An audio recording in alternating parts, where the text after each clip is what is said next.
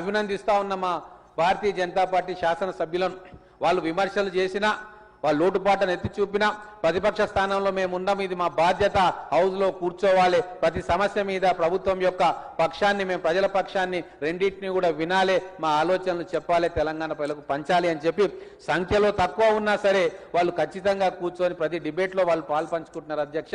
నిజంగా వాళ్ళకి నేను అభినందనలు తెలుపుతా ఉన్నా. నేను తెలంగాణ ప్రజలకు కూడా నా మాటగా ఒక సూచన చేయదలుచుకున్నా.